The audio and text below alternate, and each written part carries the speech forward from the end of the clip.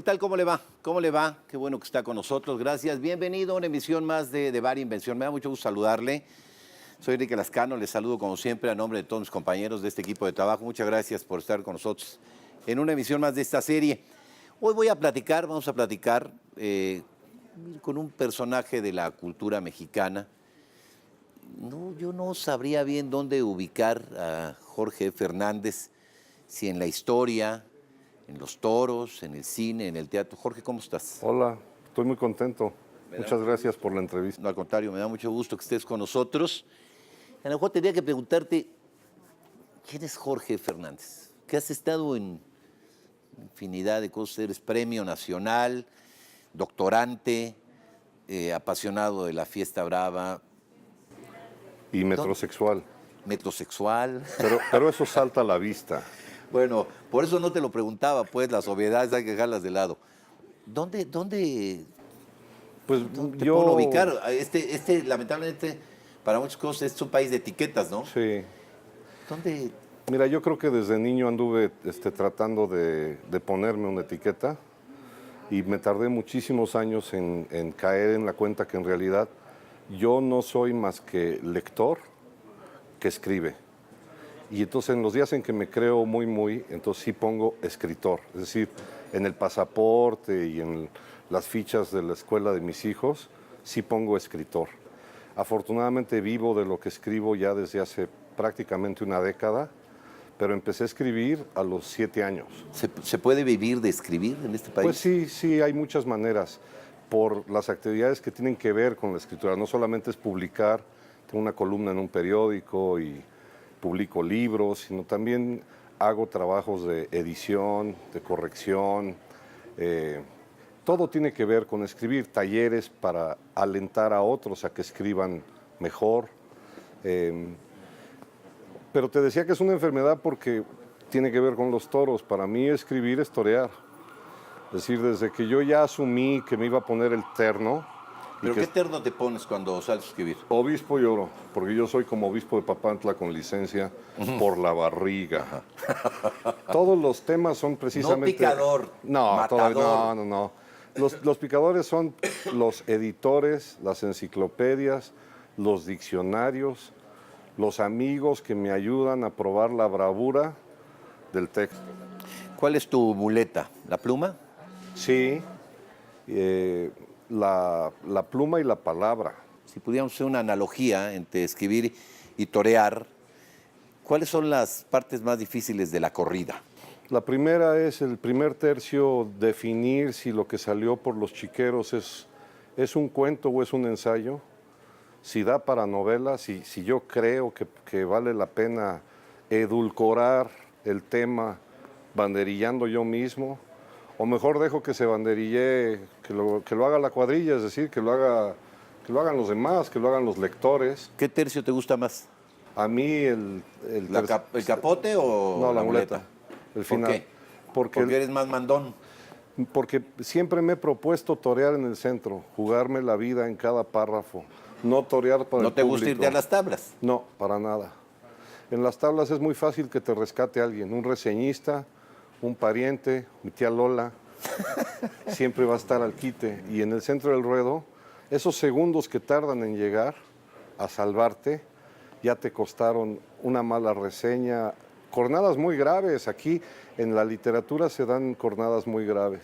Y entonces vuelvo a lo mismo, es decir, soy escritor, aunque yo estudié historia, pero por ejemplo fui discípulo de don Luis González y González, que era un gran escritor, y es lo que hacía sabrosa la historia. Sí, yo no me propuse hacer memoria, me propuse hacer literatura. Darle al texto es importante hacerlo desde los inicios. Sí, o sea, ¿le entras a Portagayola, al toro? A veces sí, y a veces desde el campo estoy viendo en las dehesas del conocimiento. ¿Te gusta ir a la tienda del material primero? Sí, pero ahí hay que meterse a los terrenos del toro. Exactamente, y en blanco y negro, olvidarte que estás vestido de colores y tratar de recrear la desolación, la desesperación, los dolores y luego las confusiones, es decir, conforme van pasando las décadas hay muchas confusiones y yo no quise hacer faenas fáciles, es decir, Hasta ahora he publicado 2 novelas, La Emperatriz de Lavapiés y Requiem para un ángel. En La Emperatriz no quise hacer una faenita fácil en donde los fascistas son los malos, la república es el mártir, ¿no? Sino ahí hubo un enredo de familia, de sangre, de confusión, que me llama la atención también porque tiene que ver con los toros. Delante del toro es muy difícil que el torero se dé cuenta si realmente lleva una faena de bandera. Bueno, pasa también con los noviazgos. Si no te das cuenta que has logrado conquistar a una musa de bandera, se te va de las manos y petardeas, te tocan los 3 avisos, te metes al callejón fracasado. ¿Qué pasa cuando sale un toro manso? Sí, cuando el texto no da. Bueno, todos los toros tienen su lidia. La lidia por la cara en los toros mansos, es decir, los textos mansos, los he hecho más bien reseñas, alusiones o anotaciones que no pretendo publicar. En realidad yo he publicado muy poco de lo que escribo. Yo escribo muchísimo más de lo que he publicado porque yo lleno cuadernos, escribo a mano y lleno cuadernos con cosas que no necesariamente se han publicado. A lo mejor se publican un día, porque hay mucha mansedumbre en los temas que se me ocurren. A mí a veces se me ocurre escribir de qué cerca estuvo el tomate de ser una fruta. Y es como una disquisición personal, es un ensayo que a lo mejor no le interesa ni a un editor y a lo mejor a algún lector, pero ahí está en un cajón. Siempre estoy haciendo pequeños cuentitos o cuentínimos y ahí se van acumulando. Algunos son muy mansos, son como chistes malos, como anécdotas sin pulpa, pero tienen su lidia en la manera en que los dejo fermentar, los cambio los terrenos, me cambio de lado. Si le entré por el lado derecho, le procuro entrar por el lado izquierdo, que decía Borges, que es por donde se resuelven los laberintos. Sí, claro. Otros. Y lo importante es que tanto los mansos como los que son de bandera, hay que matarlos. Dime algo, ¿has podido indultar con tus novelas? Sí, yo creo que sí he tenido oportunidad del indulto, pero nunca lo he aceptado. Cuando yo anduve de novillero siempre lo dije, si a mí me sale algún día un toro de verdad que mereciera el indulto, cometería la fechoría de matarlo. Porque yo nunca apoyé el indulto, no lo apoyo como aficionado, ¿no? También de repente sacan pañuelos, Jorge. Sí, claro. Y eso ha sido algo que también he sabido digerir. ¿El éxito? Pues sí, porque mira, sobre todo tengo gratitud. Tengo una infinita gratitud por las personas que me leen.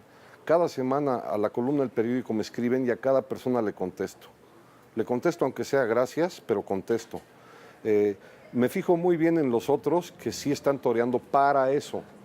Yo fui muy amigo de David Silvetti, por ejemplo.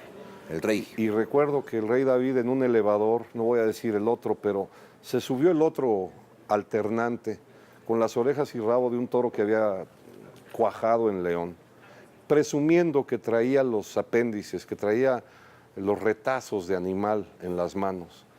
Y cuando se cerró el elevador, escuché que David le dijo, estarás muy ufano, pero de aquí el único que toreó hoy fui yo. Es decir, el otro buscó precisamente cortar orejas, ganar premios, salir en todas las portadas. Pero tú has cortado orejas también, tienes Sí. premio nacional. Bueno, el premio nacional, en primer lugar, fue el Premio Nacional de Historia, Banamex. Es un y premio. eso me honró Es un mucho. premio nacional. Y me honró mucho por tratarse de historia regional. Era mi primer libro y me lo dirigió, me llevó muy bien de la mano mi apoderado, que era Luis González y González. Yo tuve la fortuna de conocer a Octavio Paz, estuve cerca de él, me publicó en su revista.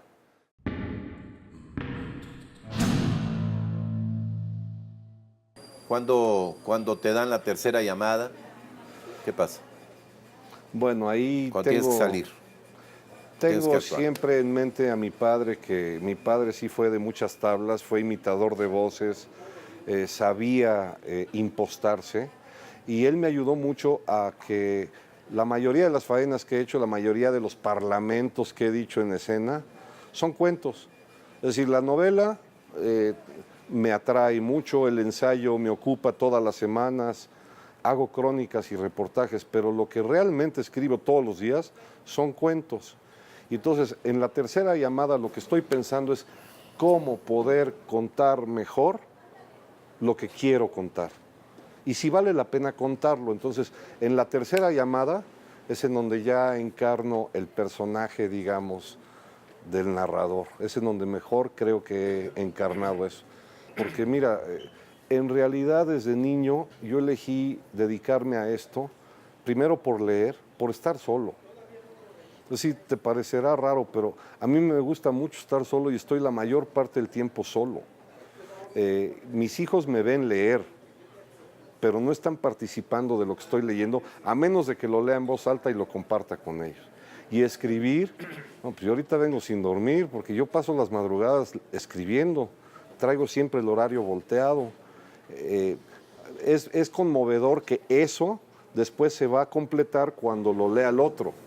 Y cuando de pronto te ve alguien y te reconoce, aunque a veces me confunden con Paco Ignacio Taibo, cosa que me honra, y te piden que les firmes un papel. Una novela negra. Sí, claro, o la biografía de Villa, que le he firmado muchas veces. Pero la relación con el lector es de complicidad, dependo de él para completar muchos de los textos. Yo siempre apelo a la inteligencia de los demás. No me gusta apelar a la imbecilidad ajena, que es lo que hacen muchas personas. ¿Qué prefieres, escribir o leer? Leo mucho más de lo que escribo, pero escribir me provoca un angustioso placer. Me encanta, porque aparte procuro hacer siempre a mano mis textos. En el periódico o a veces cuando dejo que me llegue el agua a los aparejos, que tengo prisas, pues lo escribo directamente en el teclado. Pero me fascina poder jugar con palabras. ¿Cómo es esta relación simbiótica del lápiz, la pluma, la mano y el papel? En mi caso es bastante verbal porque yo primero hablé inglés. Yo viví en los Estados Unidos hasta los 14 años de edad. Y entonces yo fui educado en un sistema muy gringo en donde cada paso de la existencia, dado que el tiempo es dinero, se vuelve práctico y todo tiene un nombre. Apple, pencil, paper, yes, no. Y eso en casa se fue traduciendo al español. ¿Tú crees en el poder de las palabras? Sin duda, sin duda. Y más ahora con esta manía que se ha instalado, sobre todo en las nuevas generaciones, por mandar mensajes muy breves. Antiguamente yo pertenezco a una generación donde nos hablábamos de usted y ahora todo el mundo se tuitea. Y en el tuiteo, si hay una mala palabra, una palabra mal acomodada, se puede echar a perder una relación, una fiesta, un reventón, un comentario, lo que sea. Sí creo en el poder de la palabra. Por un lado, lo que trato de entender es cómo se ha reducido la inmediatez de lo visual. Es decir, un video de 1 minuto y medio ya te cuenta un largometraje. Un mensajito de 140 caracteres ya te puede dar a entender un estado de ánimo. ¿Por qué te gusta tanto lo visual? Bueno, porque... ¿Por qué no a lo mejor en lugar de escribir te dedicaste al cine? Me gusta dibujar mucho. Muchos de los cuentos han salido de las libretitas, en donde hago primero los personajes, luego les pongo nombres. Últimamente me ha dado por hacer acordeones largos con historias que van desde la primera cartita, tamaño postal, hasta la última y los extiendo. Yo dibujo, pinto, hago caricaturas y soy muy visual quizá porque era una manera de buscar más palabras para leer al mundo. Estabas hablando del libro de Mario Puzo y los textos de este libro se han convertido en Estados Unidos en mensajes de culto. Sí, claro. ¿No? ¿Con qué personaje te quedabas de la novela de Puzo? Bueno, tuve mi época de sentirme Santino, el hijo mayor. Sonny. Sonny, el que acribillan en la caseta de la carretera a Cuernavaca. Según mi interpretación, Claro. Porque hay gente que cree que todo se lleva a cabo en Nueva York y yo estoy convencido que es en la Ciudad de México. En Long Island. Pero es aquí, ¿no? Ellos vivían en Satélite, Don Corleone tenía su negocio atrás de Palacio Nacional, es en donde importaba aceite de oliva. Luego tuve una época en que por problemas de autoestima me sentía Fredo, el tonto, el traidor, el menso de la familia, el inútil. Y luego, sí, en mis momentos de gran gángster, me siento Michael. Y yo también uso muchas ¿Nunca frases. te sentiste Don Vito? No, fíjate que no, ahí sí le tengo un respeto a la generación que me precede, pero sí uso frases de Don Vito. Así, hay que ir a los colchones cuando los enemigos están asediando. Sí, le voy a hacer una oferta que no podrá rechazar. Exactamente. Mira cómo dejaron a mi muchacho. Mira cómo dejaron a mi hijo. En fin, yo Un también... día te voy a pedir un favor. Exactamente. Yo así he sido, como una especie de Manolo Martínez, que era el Don Vito Corleone. ¿Quién era de tu mi torero predilecto? De niño, Manolo Martínez. Mandón, ¿no? Me parecía inalcanzable. ¿Quién es tu Manolo Martínez de la literatura, Jorge? Mira, yo tuve la fortuna de conocer a Octavio Paz, estuve cerca de él, me publicó en su revista, me tocó editar junto con él el último libro que él supervisó en vida, que es Claridad Errante. Me considero amigo de Carlos Fuentes desde los 12 años porque me lo presentó mi padre en Washington. He tenido la oportunidad de estar cerca de verdaderas figuras del toreo. ¿Y cómo permearon en Bueno, ti? Porque seguramente eras como aquel guapango de Tomás Méndez, ¿no? Exactamente. Que te metías ahí de repente con las vaquillas. Tanto que, mira, yo apenas llevo 5 años o 6 que ya no tartamudeo delante de los grandes, porque me pongo muy nervioso. La admiración que les profeso me pone francamente nervioso cuando he llegado a estar al lado de figurones del toreo. No sintiéndome banderillero, es decir, yo no me siento monosabio. Me siento incluso con el descaro de sentirme alternante. O el sobresaliente. Y aventarme un quite. A veces me he aventado un quite incluso en sus toros. Es decir, meterme en temas que ellos han abordado, en historias que ellos han intentado narrar y hacer mi propia versión. Y con ese atrevimiento, pues he llegado a quitarme un poco la vergüenza ante ellos. Pero te digo, he conocido a muchos grandes maestros de la literatura y me duele que se acercan épocas en que a las nuevas generaciones les tendré que decir cómo eran.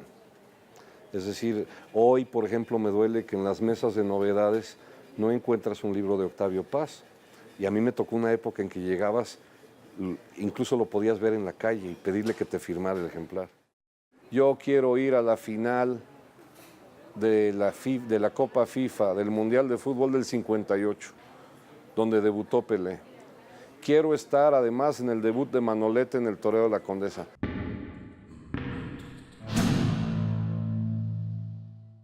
¿Blanco y negro o a color el cine? La combinación constante, como una especie de enfermedad óptica. Cuando escribí La Emperatriz de Lavapiés, era la gran propuesta que yo tenía, que era que don Pedro Torres Hinojosa recorriera Madrid en blanco y negro y de pronto se le apareciera colores Ramón Gómez de la Serna, o Alfonso Reyes, o Max Aub. Claro, cuando escribí la novela no era tan fácil hacerlo y ahora lo hacen todo el mundo, basta para anunciar refrescos. Y así vivo yo mis dicotomías con dioptrías enrevesadas. Hay días que los vivo en blanco y negro, que me siento Pessoa, y hay días que me siento en Technicolor. ¿El Indio o John Huston? John Huston. Sí, porque me tocó ser todavía educado en los Estados Unidos cuando eran políticamente incorrectos. Yo viví la segregación, yo recuerdo los bebederos para negros, yo recuerdo que iban en la parte trasera de los autobuses y yo recuerdo que los buenos eran el séptimo de caballería y John profundo. Wayne. Sí, bueno, era Virginia, ¿no? Pero había mucho confederado. ¿El Toro Salvaje o Pepe el Toro? Ahí me gusta hacer la amalgama.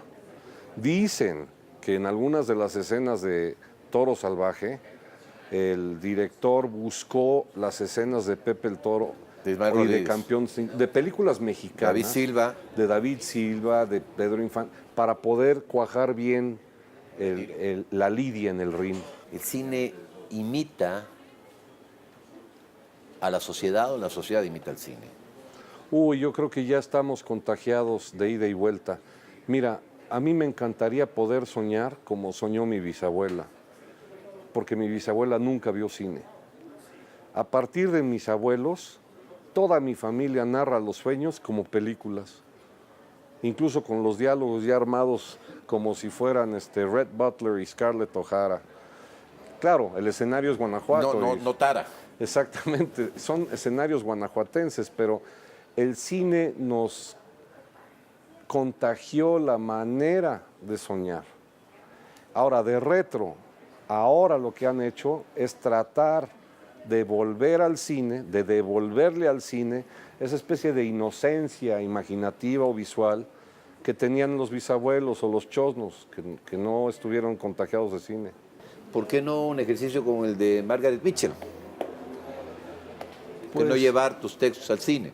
Bueno, hubo una propuesta para hacer La Emperatriz de Lavapiés y actualmente hay 2 cuentos que me han propuesto hacer cortometraje, es decir, quizá porque son cuentos. Uno se llama True Friendship, que es un cuento que escribí en inglés y está traducido ya al español, y el otro se llama Noche de Ronda, que es un delirio del México de los 40s, y está ahí en veremos si salen los cortometrajes este año. Del Requiem para un ángel hay mucho de cine metido. De hecho, esta teoría de que El Padrino es una película filmada en México y que todos los escenarios son mexicanos, lo metí en la novela. Me han pedido también que me descare e intente el guión, pero yo no soy muy bueno para guiones. Digo, casos Garibay, por ejemplo.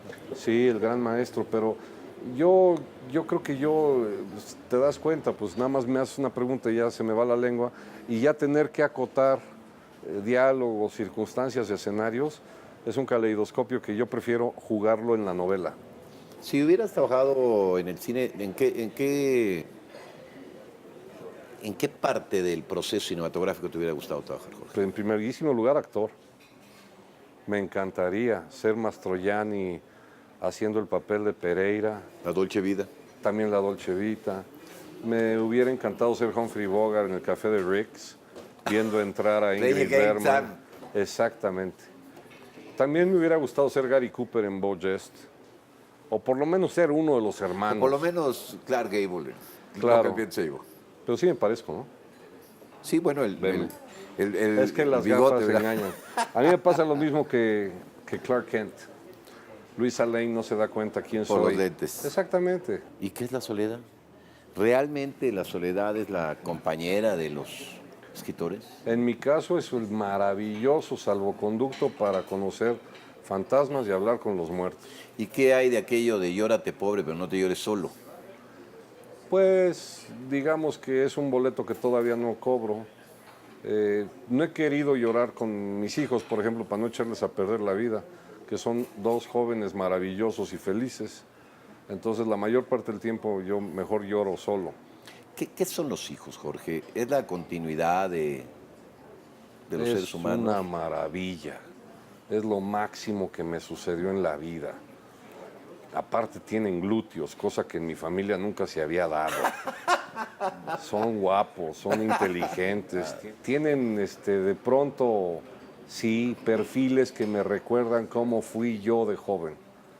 Tienen todas las preguntas por delante y tienen muchísimas respuestas que jamás se me hubiesen ocurrido. ¿Es la posibilidad de encontrarnos en el futuro, Jorge? Yo estoy seguro que sí.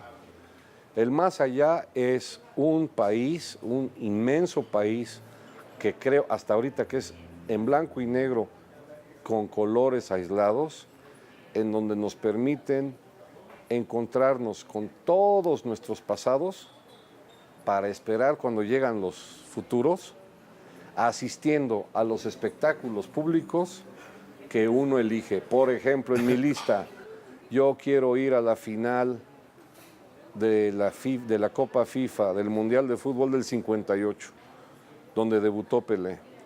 Quiero estar además en el debut de Manolete en el Toreo de la Condesa. ¿Sabes en qué te puedo asegurar que eso es el más allá? Que si revisas las fotografías antiguas, en los tendidos y en los estadios, en las gradas, en las estaciones de trenes, todas esas personas que no sabes identificar son personas que murieron ayer u hoy y ya se disfrazaron y ya viajaron y ya los fotografiaron. Lo que pasa es que no puedes decir, cuando viajes al pasado no puedes estar al lado de Napoleón y decirle, oiga, yo vengo del 2010, por cierto, año bicentenario. Echas a perder todo, no puedes decirle. Déjame hacerte una última pregunta, Jorge. En esta conversación que he disfrutado mucho. Y yo más. En este México del centenario y bicentenario, ¿cuál es tu responsabilidad? Hacer memoria. Yo llevo ya 2 años con talleres, con tertulias, con tareas de mis hijos y sus compañeritos, hablando de los héroes con nombres y apellidos y los muchos anónimos que nos dieron patria. La responsabilidad mía y de todo ciudadano es por lo menos procurar saber quiénes fueron, por qué tuvieron hijos esos curas, por qué a los curas les dio por levantarse, por qué tardó 11 años en entrar el ejército trigarante y qué garantizaba. Entonces, en mi caso, por lo menos saber del pasado y en el caso de la revolución entender pues que Madero fue un apóstol mártir de la democracia, pero que Villa, Zapata, Carranza, Obregón, Calles tenían otras ideas en la cabeza y todo eso se metió en una licuadora que no me va a alcanzar la vida para tratar de entenderlo. Jorge, es un privilegio para De Bar y Mención que hayas venido a platicar con nosotros. Pues te agradezco muchísimo, el privilegiado fui yo y ya nos seguiremos escuchando y leyendo. Muchas gracias. Gracias a ti. Maestro Jorge Fernández, aquí en De Bar y Mención. Muchas gracias por habernos acompañado en una emisión más de esta serie y como siempre a nombre de todos mis compañeros, a nombre de este equipo de trabajo, que tenga usted un venturoso día. Hasta pronto.